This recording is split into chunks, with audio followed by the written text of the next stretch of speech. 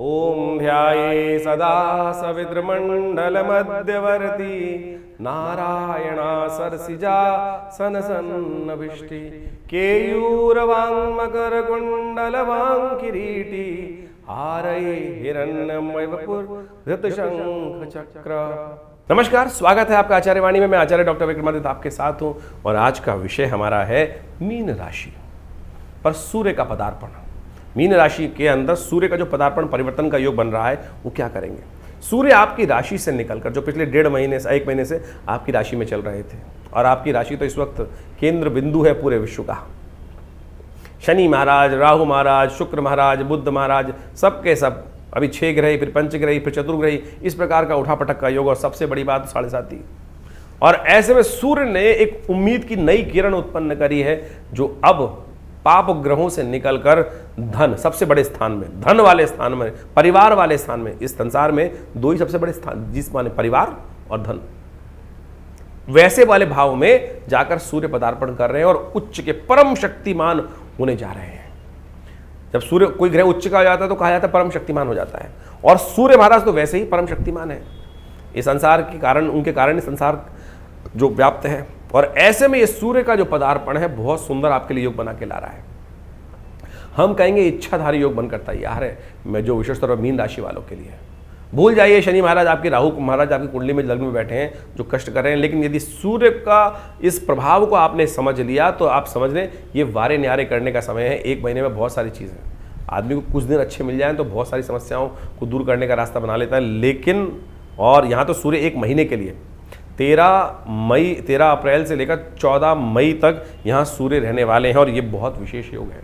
और जिस दिन सूर्य परिवर्तन की तरफ जा रहे हैं वो तिथि भी बड़ी विशेष है। उस दिन वैशाख का महीना आरंभ हो रहा है और उस दिन रविवार की तिथि है, रविवार का योग और संक्रांति का योग। उस दिन शुक्र भी मार्गी होने जा रहे हैं और साथ साथ वैशाख, जिस महीने को भगवान कृष्ण ने अपना नाम दिया, जिसको कहा जाता है माधव मास, और वो मास आरंभ होने वाला है जिसमें समस्त तीर्थों का जल। इसके महात्म्य में कहा गया है कार्तिक से भी बढ़िया कोई महीना हो सकता है तो ये, जिसके अंदर भगवान अक्षय तृतीया का योग बनता है, भगवान विष्णु के अवतारों का योग में जन्मतिथि बनती है, साथ में परशुराम जी की जन्मतिथि बनती है। तो ऐसा महीना, पुण्यों को देने वाला महीना, जिसमें समस्त जल का दान करने से ही समस्त अनिष्ट दूर होने के योग बन जाते हैं, जिसके अंदर अक्षय तृतीया का योग आता है कि एक शुभ कर लो तो शुभ का शुभ लाभ प्राप्ति के योग बन जाए। तो ऐसा सुंदर मास में ये तिथि बन के तैयार है। जिस दिन पहला पदार्पण हो रहा है उसी दिन हृदय नाम का योग बन रहा है। तो कोशिश करें भगवान सूर्य को प्रसन्न करने का प्रयास करें। सूर्य यहाँ क्या करेगा, सबसे बड़ी बात यही जानना चाहता है हर कोई व्यक्ति कि सूर्य करेगा क्या। सूर्य आपकी मनोकामना पूर्ण करेगा। जी हाँ, ये सूर्य यहाँ मनोकामना पूर्ण करने के योग बनाने वाले हैं। अब अच्छी है बुरी है ये आप पर डिपेंड करता है। हमने इच्छाधारी शब्द उच्चारण किया, यानी अच्छा सोचोगे तो अच्छा करेगा, नेगेटिव सोचोगे तो नेगेटिव करेगा। अगर ऐसे में कोई, सूर्य उन्हीं का लाभ देगा। सूर्य जो है शौर्य का प्रतीक है। सूर्य भिखारियों को लाभ नहीं देता। अपना हक लेने की बात करो, सूर्य इच्छा करो, पॉजिटिव इच्छा करो, वो पूर्ण करने का योग बना देगा। आपके जीवन साथी के हाथ में आपकी इच्छा हो सकती है। आपकी जिंदगी, यदि बहुत सारे जो शादीशुदा लोग हैं उनके लिए खास उपाय हम बताने जा रहे हैं। कोशिश ये करो अपने जीवन साथी को जितना प्रसन्न रखोगे उतनी किस्मत जागने का योग इस वक्त बनता दिखाई देगा। एक गुलाब का फूल रोज अपने जीवन साथी को उपहार स्वरूप दीजिए और देखिए 1 महीने में किस्मत जागती है नहीं जागती, जिनकी विवाह योग है। और जिनके साथ खासतौर पर विवाह, बहुत सारे लोग कहेंगे, कमेंट आने शुरू हो जाएंगे भी कुछ देर में कि महाराज हमारी तो शादी नहीं हुई या कुछ और स्थिति है, तो उनके लिए भी उपाय है। चिंता ना करें। उनको क्या करना है, पॉजिटिव सोच। आप ध्यान कर लेना, इस समय योग ऐसा बना हुआ है आपकी राशियों के बाकी समस्त ग्रह, वैशाख का महीना प्रतिपदा तिथि के दिन ये ग्रहों का परिवर्तन, शुक्र महाराज का अपने परम उच्च पद में होना और साथ साथ कई ग्रहों का योग जिस प्रकार का बन रहा है, सूर्य का उच्च का पद होना। तो क्या योग बन रहा है, कैसे इस वक्त योग बन रहा है कि सूर्य महाराज आपकी मनोकामना पूर्ण करने के योग बनाने वाले हैं। क्या करना है आपको, पॉजिटिव सोच रखनी है। किसी भी काम को यदि सोचने से पहले हमारे मन में क्या होता है, पता नहीं होगा कि नहीं होगा, तो फिर पता ही नहीं वाली स्थिति होगी। आप विश्वास रखें, आज सोच के जाएं ये काम होना है, करेंगे, किसी भी तरह से करके होगा, करके लाएंगे, तो आप समझे आप उसका रास्ता, किस्मत रास्ता बनाना शुरू कर देगी। ये ग्रह सरस्वती आपकी बुद्धि में बैठी हैं, ये बात समझ के चलें। आपकी जिह्वा बैठी है, पॉजिटिव सोच के चलो, इच्छा पूर्ण करने का योग इस वक्त ग्रह आपकी बात करने को तैयार है। अगर जीवन साथी से जिनकी शादीशुदा है वो झगड़ा हुआ तो मान लेना किस्मत सो जाएगी, फिर कुछ नहीं मिलने वाला। तो इस वक्त जो तोते की जान है वो जीवन साथी के अंदर है, इस बात को ध्यान रखो। जो आपकी जान है वो तोते में मान के चलो, तो तोते को आदमी पाल के पोस के रखेगा बढ़िया तरह, तो इस वक्त आपका जीवन साथी जितना प्रसन्न और उतना ज़्यादा आपके जीवन में कल्याण के योग। यदि आप स्त्री हैं, आप तो घर में जितने पुरुष हैं वो आपसे रुष्ट हैं, वो आपसे परेशान है, तो फिर आपकी किस्मत सो जाएगी। यदि आप पुरुष हैं और आपके घर की स्त्रियां आपसे परेशान हैं, ये योग बन रहा है इस वक्त, तो ध्यान रखना कि जो भी आप हैं, पुरुष हैं, तो अपने घर की समस्त स्त्रियों का आशीर्वाद लेके रखो। क्या माँ, क्या बहन, क्या भाभी, सब, क्या पत्नी, सबका आशीर्वाद लेके रखो, सबको प्रसन्न रखो। यदि आप स्त्री हैं तो भैया, पिताजी, पुत्र, संतान, सबको प्रसन्न रखने। ये माहौल ध्यान रखना, कुटुंब परिवार है, ये परिवार वाला भाव है, कुटुंब भाव है, इसमें इस बात का उपाय करते हुए ध्यान, यही उपाय है, कुछ और करो ना करो, नित्यपति भगवान सूर्य को जल तो अवश्य दो, उससे आपके उनके दर्शन करके आपको लाभ प्राप्त होगा। अब सोते रहोगे तो कुछ नहीं मिलने वाला। जो जागत है सो पावत है, सोवत है सो कोवत। लेकिन एक बात और ध्यान रखने की जरूरत है, सूर्य जिस राशि में जा रहे हैं वो मंगल की राशि, और मंगल इस वक्त कमजोर अवस्था में चल रहे हैं। समस्या केवल ये है, और इस वक्त जिस राशि में जो सूर्य जिस आपकी राशि के दृष्टिकोण से जिसके मालिक हैं वो शत्रु भाव है। तो यदि आप इसका नेगेटिव प्रभाव समझो, क्या होगा, जितना उपाय बताए वो शत्रु को बढ़ा देगा। अगर आपको नेगेटिव सोच रही, उल्टी सोच रही, तो आपको नहीं, आपके शत्रुओं को लाभ प्राप्त होगा। पॉजिटिव सोच रही तो आपको प्राप्त होगा। अब मंगल को भी ताकत देने की जरूरत है, क्योंकि मंगल पौरुष का मालिक है, और इस राशि का स्वामी जो है, जो धन का धनेश जो है आपका खासतौर पे, और कुटुंबेश जो है द्वितीय भाव का जो स्वामी है, वो कमजोर अवस्था में है। और आप मान के चलें, आपकी राशि के जो इष्ट जो है इस वक्त मान के चले, उनका संबंध विशेष तौर पर हनुमान जी के साथ भी है। तो खासतौर पर एक हनुमान जी की कथा निकलती है, शास्त्र में वर्णित है, जो सूर्य के साथ आती है। तो ऐसे में हनुमान जी को उपाय प्रसन्न करने का प्रयास अवश्य करना, उसे हनुमान जी से मंगल को ताकत मिलेगी और आपकी राशि में परिवर्तन का योग बनेगा। हम पूरी कथाएं आपके समक्ष उपस्थित कर रहे हैं। सूर्य की कथा भी बड़ी विचित्र है, ये हम आपको समझाएं। सूर्य और हनुमान जी का एक संबंध है, सूर्य और हनुमान जी का एक ऐसा संबंध है, जो मंगल, जो विशेष तौर पर सूर्य जिस राशि में अब जा रहे हैं वो मंगल की राशि है, और मंगल का संबंध तो हनुमान जी से है ही है। तो खास तौर पर ये संबंध आमतौर पे इस जो मेष राशि का संबंध होता है उसके इष्ट हनुमान जी माने जाते हैं, और वहीं सूर्य पदार्पण कर रहे हैं। एक बड़ी विचित्र कथा मिलती है हनुमान जी की, एक बड़ी कथा आपने सुनी होगी कि बाल्यकाल में हनुमान जी ने सुबह सुबह जब सूर्य को उदित होते हुए देखा तो उनको लगा कि वो क्या है, कोई फल है, और हनुमान जी ने कूद लगा दी उनको ग्रहण करने के लिए। और जैसे ही उसको खा भी लिया तो कहा जाता है कि समस्त विश्व में सूर्य का प्रकाश लोप हो गया, और ऐसे में कहा जाता है कि इंद्र उपस्थित हुए, इंद्र ने हनुमान जी पर प्रहार भी किया वज्र से, जिसके कारण से उनकी कथा विचित्र चलती है। तो कहा जाता है कि इस प्रकार की कथा जो है वो वास्तविक तौर पे इसका प्रमाण कुछ और शास्त्रों में कई जगह वर्णित किया गया है। तो एक बार जब बड़े हो गए तो वो खैर लंबी कथा चली, उसको लंबा करने का फायदा नहीं है। तो उसमें हनुमान जी जिस प्रकार से जब उनके हनु पे के ऊपर चोट की गई थी, तो हनुमान जी की जो हनु जो व्यवस्था बनती है, उसी कारण से कई कथाओं में कई ऋषियों ने इस प्रकार से वर्णन किया है। फिर जब जिस प्रकार से कहा जाता है पूरे विश्व में वायुदेव को पता चला कि इंद्र ने इस प्रकार से प्रहार कर दिया, तो उन्होंने वायु का प्रकोप रोक दिया था, और उसके बाद फिर हनुमान जी को पुनः आशीर्वाद देकर पूर्वत किया गया इंद्र के द्वारा, और फिर इसी प्रकार कथा चलती रही। लेकिन एक बार जब हनुमान जी बड़े हो गए, तब कहा जाता है कि हनुमान जी स्वयं भगवान सूर्य के पास पहुंचे कि हम आपसे शिष्यत्व ग्रहण करना चाहते हैं। हनुमान जी के गुरु सूर्य ही हैं एक तरह से। सूर्य से जब शिष्यत्व ग्रहण पहुंचे तो सूर्य ने, कथा आती है, कई ऋषियों ने उसको बताया कि सूर्य ने देखा ये बच्चा पहचाना हुआ है। तो पहचान गए कौन है हनुमान जी, अरे तुमने तो बाल्यकाल में ही यहाँ पर हमको खा लेने का प्रयास किया था, तो अब तुम तो बड़े हो गए हो, तो अब तुमको शिक्षा देंगे तो हमको ही कहीं ना कहीं वास्तविक स्थिति खराब ना हो जाए। तो हनुमान जी ने कहा नहीं, अरे महाराज क्षमा करें, जो हुआ हुआ, अब तो हम आपके शिष्य थे। बोले सूर्य ने कहा, उनको टालने का प्रयास किया। तो क्या किया, तो सूर्य ने कहा देखिए हम जो है वो तो चलते रहते हैं, हम तो बैठते ही कभी स्थिर होते ही नहीं है, हमारे जब चलते रहते हैं। तो हम जब शिष्यत्व देने के लिए, ग्रहण करने के लिए तुमको सीखना पड़ेगा, बैठना पड़ेगा, हम बैठते रुकते ही नहीं है, तो कहाँ करेंगे। तो हनुमान जी ने कहा कोई बात नहीं, तो हम आपके साथ चलते चलते शिक्षा ग्रहण करेंगे। तो भगवान सूर्य ने फिर उनको टालने का प्रयास किया। तो कहा जाता है कि हनुमान जी का जो सूर्य का संबंध हम आप बताने का प्रयास कर रहे हैं, बहुत सुंदर संबंध है इन दोनों का आपस में। तो हनुमान जी ने कहा कि नहीं, जब साथ साथ चलोगे, तो भगवान सूर्य ने कहा कैसे ग्रहण करोगे, एक साथ बैठ के थोड़ी, हम सामने बैठे हो, एक दूसरे सम्मुख बैठे होंगे, तब तो शिक्षा ग्रहण होगी। तो बोले हनुमान जी हम साथ साथ चलेंगे आपके। बोले चलते चलते तो हमारी तो पीठ करके चलोगे, तो फिर कैसे शिक्षा मिलेगी, शिष्य को तो गुरु की तरफ दिखना चाहिए। तो बोले आप सीधे चलिएगा, हम उल्टे चलेंगे। तो कहा जाता है कि हनुमान जी ने जब भगवान सूर्य से शिक्षा ली है, इतने भक्त बनकर ली है कि वो उल्टे चलते थे, पैर पीछे चलाते थे और सूर्य उनको शिक्षा देते थे। यानी हनुमान जी का संबंध बहुत मधुर संबंध है सूर्य के साथ। तो सूर्य भगवान की कृपा हनुमान जी पर अद्भुत रूप से बरसती है। तो आप जो इस वक्त मंगल की राशि में भगवान सूर्य पदार्पण कर रहे हैं, बड़ा विशेष रहने वाला है। और लेकिन समस्या यह है कि मंगल इस वक्त सबसे कमजोर स्थिति में है, तो मंगल को ठीक करने के लिए एक दिव्य उपाय आप अवश्य करने का प्रयास करें, हनुमान चालीसा का नित्यप्रति पाठ। ये पाठ यदि आप करेंगे ना तो सत्य माने कि हनुमान जी की भगवान सूर्य आप पर अवश्य कृपा करेंगे। सूर्य साक्षात नारायण ही तो है, हमारे यहाँ स्वयं नारायण सूर्य भगवान माने जाते हैं। तो कोशिश ये करें इस उपाय को। और सूर्य का संबंध बहुत बड़ा है, बहुत वृहद वर्णन शास्त्र मिलता है, हमारे प्रत्यक्ष देवता कहे जाते हैं। देखिए संवत 2082 है ना, ये विशेष तौर पर बड़ा विशेष महत्व रखता है। सनातन पद्धति के अनुसार से, हमारी संस्कृति के अनुसार से जो चैत्र की प्रतिपदा होती है शुक्ल पक्ष की, उस दिन से नया संवत आरंभ माना जाता है। और उस दिन जो वार पड़ता है, उस दिन उस ग्रह को उस विशेष तौर पर वर्ष का राजा मान लिया जाता है। तो इस बार संवत 2082 जो है उसके राजा भी सूर्य है। और बड़ी विचित्र स्थिति है कि इस बार मंत्री पद भी सूर्य को ही प्राप्त है।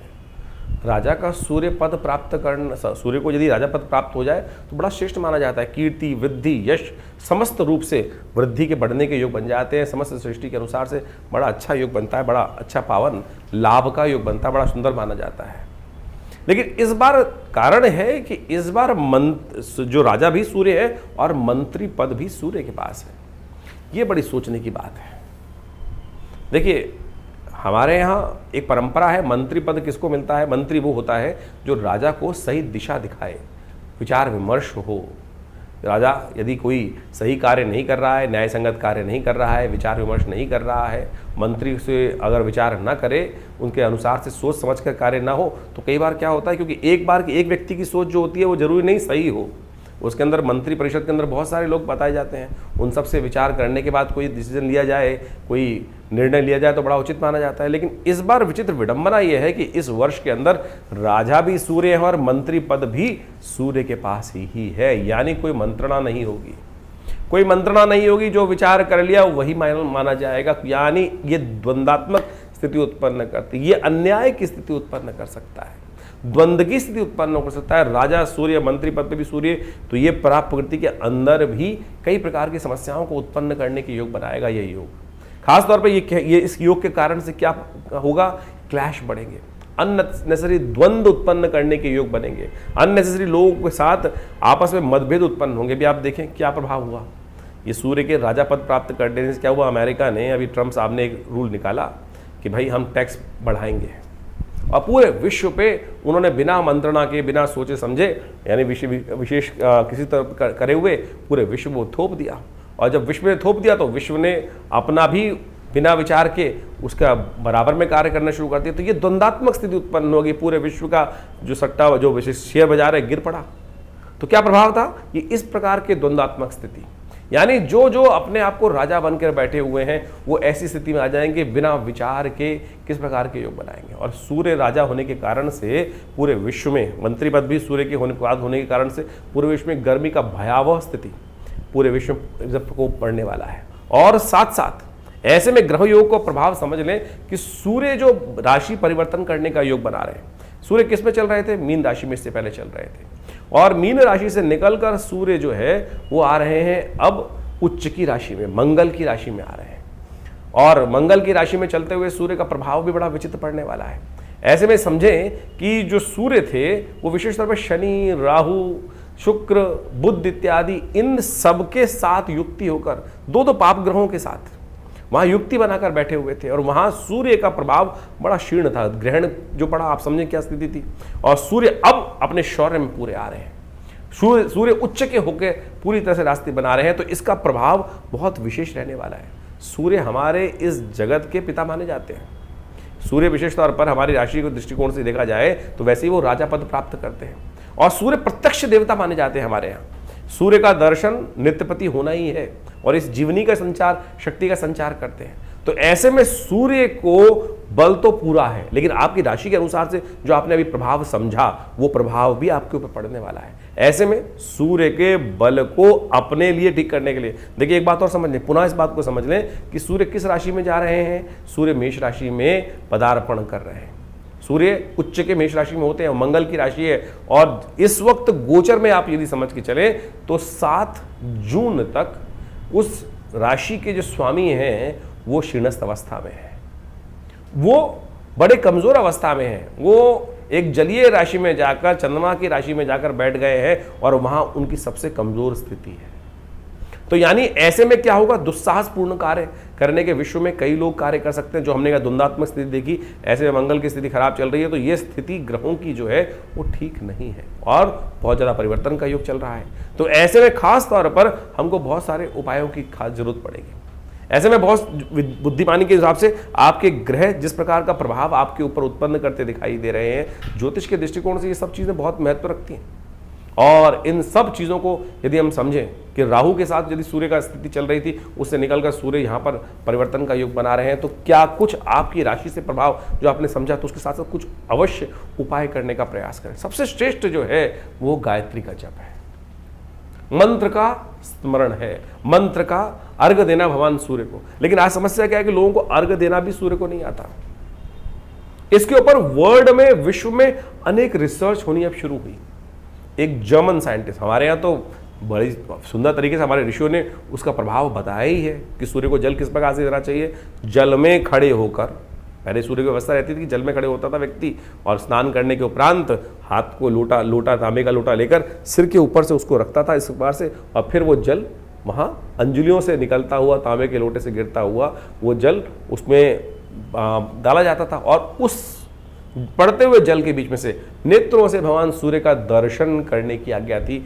और क्या था कि जब सूर्य को जल देते थे स्नान इत्यादि के बाद, आपके शरीर पर भी उस जल से छन कर वो किरणें आपके शरीर पर आती थी। और साथ साथ उसको विधान शास्त्र में बताया गया है कि सूर्य को जल देते वक्त अकेला जल ना दे कभी, उसमें आप अनेक प्रकार की औषधियां डालने का वर्णन है। विशेष तौर पर, साधारण तौर पर शास्त्र में वर्णित है कनेर का पुष्प और रोली। कहा जाता है कि विश्वकर्मा जब अनादिकाल में सूर्य के प्रकाश को कम करने के लिए उसको खोदना आरंभ किए, तो उस खोदने से जो सूर्य को जो पीड़ा हुई, उस पीड़े को शमन करने के लिए जो कनेर का पुष्प औषधि के रूप में, और हल्दी की से बनी हुई रोली जो होती है, हल्दी में नींबू डाल देंगे तो रोली बन जाएगी, और उसको उसमें औषधि के रूप में डाल दी, जिससे उनका ताप कम हो, उनका जो खोदने से पीड़ा हुई वो कम हो, इसलिए ये विधि बनाई गई। लेकिन वास्तविक तौर पर सूर्य को जल केवल अर्घ जो है वो केवल जल से नहीं देना चाहिए।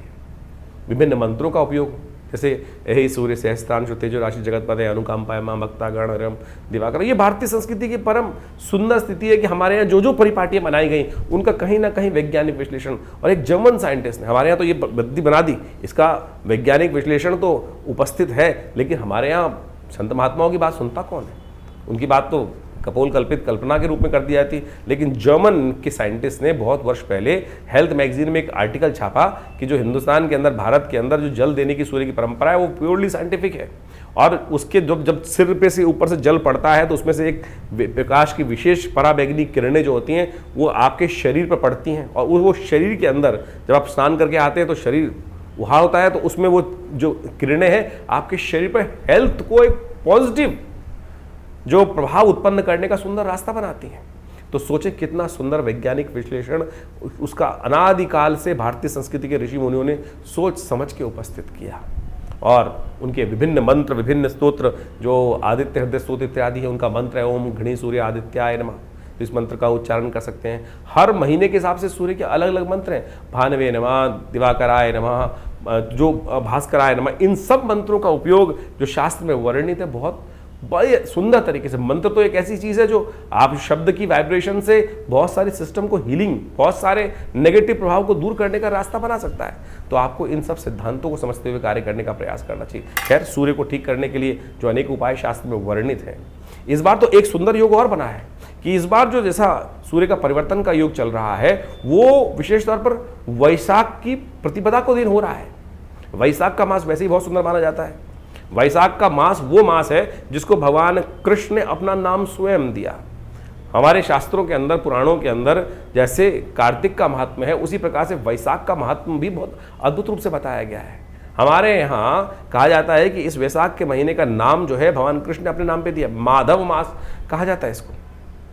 और इस मास में कहा जाता है कि जल का दान, क्योंकि गर्मी पड़नी आरंभ होती है, जल का दान करना बड़ा श्रेष्ठ माना जाता है। साथ साथ इस मास के अंदर कहा जाता है कि छाते का दान, सूती कपड़ों का दान, कलश का 2 कलश भरकर जल का दान, छाते का, कपड़े का, ये सब का दान करना बड़ा महत्व है। साथ में खरबूजा इत्यादि ये सब। और इस वैशाख महीने में अनेक पुण्य योग पड़ते हैं। इससे कैसे समझें? परशुराम जयंती, अक्षय तृतीया, भगवान के विष्णु के कई अवतारों का सुंदर योग बनता है। ऐसे में तो ये महीना अपने आप में बड़ा सुंदर योग लेकर आ रहा है, कष्ट को निवारण करने का योग लेकर आ रहा है। तो वैशाख पूर्णिमा के दिन ही कई ग्रहों का परिवर्तन का योग बन रहा है। वैशाख खासतौर पे जो प्रतिपदा जिस दिन आरंभ हो रही है, उस दिन रविवार के दिन ही ये परिवर्तन हो रहा है।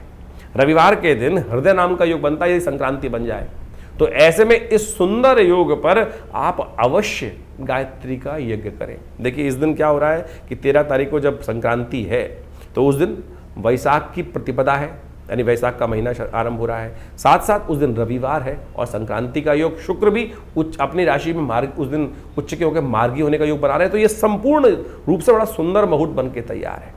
ऐसे में हृदय नाम का योग ही अपने आप में ऐसा है, कहा जाता है समस्त ग्रहों के दोषों को हरने के लिए जब हृदय नाम का योग हो, यानी रविवार और संक्रांति का योग हो, तो ऐसे में गायत्री यज्ञ, नवग्रह शांति महायज्ञ, नवग्रह के मंत्रों का जब कर लिया जाए तो वो आपके बहुत सारे अनिष्टों को दूर कर देता है। पुण्य की कई गुना अधिक प्राप्ति करने के योग बन जाते हैं। तो कोशिश ये करें उस दिन गायत्री का जप करें, गायत्री का मंत्र जप करके सुंदर रूप से कष्टों को निवारण करने के योग बनाएं। जो आपकी राशि के अनुसार से हमने उपाय बताए हैं वो तो आप नित्यपति करें ही करें, वो तो आपके लिए बड़े श्रेष्ठ है उसके अनुसार से। लेकिन जनरल उपाय बहुत हैं। सबसे श्रेष्ठ जो है गेहूं का दान, मंदिर में कोशिश करें, भंडारे इत्यादि जहां चल रहे हो वहां नमक का दान करने का प्रयास करें। सूर्य को नित्यपति जल दें।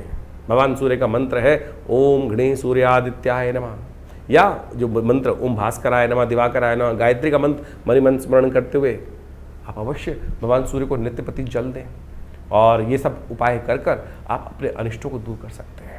और हमने इस बार तो विशेष तौर पर अपने कष्टों को निवारण करने के लिए सबसे और भी बहुत, इसके अलावा बहुत सारे लोग तो उनके रत्नों को धारण करने का शास्त्र में नियम बताया गया है, उनके यंत्रों को अपने पास रखने के लिए सूर्य का यंत्र भी अद्भुत है अपने आप में। सूर्य का यंत्र सिद्ध करवा के, सूर्य के मंत्र से 6000 जप करवा के यदि आप रख लें किसी की व्यक्ति की कुंडली में, यदि सूर्य खराब है, या हाथ के अंदर भी आप समझ सकते हैं। जन्मपत्री में बहुत सारी बात चीज़ अगर नहीं समझ में आ रही है किसी को, यदि हाथ के अंदर जो सूर्य का ये जो उंगली है, इसके अंदर ये जो तीर्थ है ये सूर्य तीर्थ माना जाता है। इस सूर्य तीर्थ में सूर्य की लाइन पड़ी हो तो ये अपने आप में पॉजिटिव ग्रहण माना जाता है। यदि सूर्य का जो पर्व है जो विशेष तौर पर है वो कहीं ना कहीं, जो इसको पर्वत बोला जाता है, वो कहीं ना हिला हुआ है तो सूर्य आपका नेगेटिव है। और सूर्य यदि नेगेटिव कुंडली में हो जाए तो कीर्ति के योग खत्म कर देता है, यश के योग खत्म कर देता है, कलंक लगाने के योग दे देता है। तो ऐसे में सूर्य को ठीक कैसे किया जाए तो उनके उपाय है नित्यपति भगवान सूर्य का स्मरण, नित्यपति भगवान सूर्य का दर्शन, नित्यपति गायत्री का जप। अपने आप में इतने सुंदर उपाय हैं, यदि आप नित्यपति करें तो सूर्य का कैसे भी नेगेटिव प्रभाव हो वो दूर होने के अद्भुत योग बन जाएंगे। ये गोचर का प्रभाव है विशेष तौर पर सूर्य का, तो इसको अवश्य ठीक करने के लिए रास्ते बनाएं। और ये गोचर का प्रभाव तो है ही, साथ में अपनी जन्मपत्री को भी समझने का प्रयास करें। तो हमने आपके गोचर के अनुसार से इस मास में सूर्य का परिवर्तन किस राशि में किस प्रकार का होगा वो तो आपको समझाइए, लेकिन सबसे आवश्यक ये है कि अपनी जन्मपत्री को पूरी तरह समझें, क्योंकि आपकी जन्मपत्री ही मूल है। उसके अंदर किस प्रकार का ग्रह योग बना हुआ है, कैसे स्थिति बनी हुई है। जैसे आप एक बात माने कि विभिन्न प्रकार के एक बहुत बड़ा क्षेत्र है, एक बहुत बड़ी सिटी है, वहाँ बारिश हो रही है और वहाँ अलग अलग प्रकार के खेत हैं। उस पानी के कहीं उपयोग जो बारिश हो रही, वृष्टि हो रही है, वो कहीं के लिए लाभदायक है, कहीं के लिए नुकसानदायक है। आप समझो किसी ने कहीं स्थिति है, कहीं नया मकान बनाया किसी ने और वहाँ बारिश आ गई तो सब पलस्तर झड़ जाएगा। किसी ने नई रोड बनाई है, अभी कच्ची रोड है और उस पर अभी बारिश हो गई तो क्या होगा, सब दाने पड़ जाएंगे। किसी ने अभी भी लेंटर डाला है, किसी ने अभी भी खेत, अभी फसल तैयार खड़ी है और वहाँ वृष्टि हो जाए तो क्या होगा, उसका भाग्य बदल जाएगा, कष्ट हो जाएगा, सारे के सारे नुकसान के योग बन जाएंगे। वहीं किसी के भी पेड़ छोटे हैं और उस पर वृष्टि हो जाए तो बहुत सुंदर योग बन जाएगा। तो यानी हर एक का भाग्य अलग अलग है। आपकी मूल जन्मपत्री बताएगी कि आपके ग्रह योग किस प्रकार के और ये जो गोचर का प्रभाव उस पर किस प्रकार का पड़ने वाला है, वहाँ कौन सी स्थिति कब अच्छी है कब खराब है। तो इसलिए ज्योतिष को अच्छे से समझकर उसके लाभ सही से लेकर आप अपने जीवन को आगे बढ़ाने का प्रयास करें। हमारा ये संस्थान विवेकानंद योगाश्रम लगातार आपके साथ बहुत सारे शोधों को आपके समक्ष रखता रहता है। और जैसा हमने कहा कि बहुत सारे उपाय भी करने के लिए बताया हमने वर्णन आपको। बहुत सारे लोग नग ही नग बेचे चले जा रहे हैं आजकल। ज्योतिष का दुकान जो है वो नगों की बन गई है आज की तारीख पे आमतौर पे, या कुछ और। ज्योतिष के अंदर कोई ज़रूरत नहीं है आपको एक भी पैसा खर्च करने की। मैं आपको एक मुद्रा बताता हूँ। आपके हाथ में ये 5 उंगलियां हैं, ये हर एक प्रकार से, ये बृहस्पति की, ये शनि की, ये सूर्य की, ये बुध की, और इस प्रकार से ये विभिन्न तीर्थ हैं, अलग अलग उनके स्थान बताए गए हैं। तो मुद्राओं के द्वारा आप बहुत, सूर्य यदि आपका खराब चल रहा है, क्रोध बहुत जल्दी आता है, कीर्ति नहीं मिलने के योग बन रहे हैं, तो ये सूर्य की मुद्रा है। यानी ये सूर्य की मुद्रा को अंगुष्ठ के अग्रभाग से लगा देने से ही ये सूर्य की मुद्रा बन जाती है। इसको नाम ही सूर्य मुद्रा है। इस मुद्रा का अभ्यास यदि नित्यपति करे तो सूर्य का कैसे भी नेगेटिव इफेक्ट हो, और इसी मुद्रा को करते हुए यदि सूर्य का मंत्र जप कर लिया जाए तो क्या होता है कि आपके सूर्य की शक्ति बढ़ जाएगी, नेगेटिविटी उसकी कम हो जाएगी, सूर्य का बल, सूर्य की कीर्ति आपकी कुंडली में अद्भुत रूप से नेगेटिव प्रभाव को दूर करने के लिए ये मुद्रा अद्भुत रूप से कार्य करेगी। अब माणिक पहनने से कोई नुकसान नहीं है, आप समझे। माणिक अगर असली मिल जाए तो क्या लाभ ही लाभ देगा, लेकिन क्या इतनी क्वांटिटी में क्या किसी भी माइन से वो माणिक निकल रहा है? पुराने जमाने में कहावत थी कि माणिक पन्नों की दलाली में हीरे का धंधा हो जाता है। तो आज की तारीख में तो हर दूसरा आदमी एक माणिक, एक अंगूठ, पुखराज पहन के घूम रहा है। क्या वो लैब में तैयार हो रहे हैं या वो कहीं और बन रहे हैं? तो हम यहाँ विरोध नहीं कर रहे हैं रत्नों का, हम ये कहना चाह रहे हैं कि आप सत्य को पहचानें। इसलिए जो शास्त्र में हमारे यहाँ दान का, पुण्य का, औषधियों का ये जो उपाय बताए गए हैं उनको धारण करने का प्रयास करें। बिल्वपत्र धारण कीजिए। बिल्वपत्र का संबंध सीधी तरीके से सूर्य के साथ ही है। नित्यपति भगवान पर बिल्वपत्र अर्पित करना ये सूर्य का अद्भुत उपाय है। रोली का तिलक अपने माथे पर इस उंगली से लगा देना ये सूर्य का एक अद्भुत उपाय है। इसको करने का प्रयास करें। आप थोड़ा सा रोली को हल्का सा जल में डाल दीजिए और उससे स्नान कर लीजिए, ये भी सूर्य का ही उपाय है। तो हमारे यहाँ मंत्र जप, औषधि का उपयोग, दान और यज्ञ, यही शास्त्र में सबसे श्रेष्ठ उपाय बताए गए हैं। तो इसके अनुसार से जो भी आपको हम कह रहे हैं तो आप उसको अवश्य अनुसरण करने का प्रयास करें। बड़ी सरलता से भगवान आप पे प्रसन्न होंगे, कष्ट आपके निवृत्ति का योग बनेगा। और ये सूर्य आपकी कुंडली में जो बदल के आ रहे हैं, सूर्य उच्च के होने जा रहे हैं, ये आपके लिए किस प्रकार का प्रभाव हमने जो बताया आपको, उसको सीधी तरह समझकर अपनी जन्मपत्री के अनुसार उसको प्रभाव समझें। और हमारे यहाँ विवेकानंद योगाश्रम में हमने एक विशेष यज्ञ की व्यवस्था कर रखी है। हर रोज़ वैसे तो 8 घंटे यज्ञ होता है हमारे दिल्ली के विवेकानंद योगाश्रम पीताम्बरा पीठ के अंदर, जो भगवती का श्री विग्रह यहाँ पीताम्बर पीठ के अंदर विद्यमान है। भगवती का चमत्कारिक श्री विग्रह जो मुल्तान से आज से 500 साल पहले स्थापित किया गया और 1947 में हमारे आश्रम पर पधारा। तो उनके दर्शन करें, उनके सानिध्य में ये यज्ञ चलता ही है नित्यप्रति। और रविवार के दिन विशेष तौर पर आप उस यज्ञ में सम्मिलित हो सकते हैं। साधारण तौर पर सुबह 8 बजे से लेकर करीब करीब 10 बजे तक, 11 बजे तक यज्ञ भंडारा चलता है। तो उसमें आइए। हर रविवार को हमने एक नवग्रह शांति महायज्ञ की सुंदर व्यवस्था है। और इस दौरान तो विशेष तौर पर सूर्य के नेगेटिव प्रभाव को दूर करने के लिए और सूर्य की शक्ति को बढ़ाने के लिए, क्योंकि सूर्य, हमने आपको समझाया कि कैसे मंत्री और राजा पद दोनों प्राप्त करने के कारण से किस प्रकार के द्वंद्व की स्थिति पूरे विश्व में बनती दिखाई दे रही है। जो बड़े बड़े मठाधीश हैं, बड़े बड़े राजा हैं, वो यही सोचेंगे मैं जो कर रहा हूँ वही ठीक है। और एरोगेंसी बढ़ाता दिखाई दे रहा है सूर्य इस बार। और इस एरोगेंसी के कारण से बेचारे सीधे साधे लोग बहुत पिसते दिखाई देंगे। आपके भाग्य में जो लिखा है वो आपने समझा, और उसको ठीक करने के लिए आप जो ये उपाय बताए जा रहे हैं इनको करें, और अच्छे से करेंगे तो लाभ प्राप्त होगा।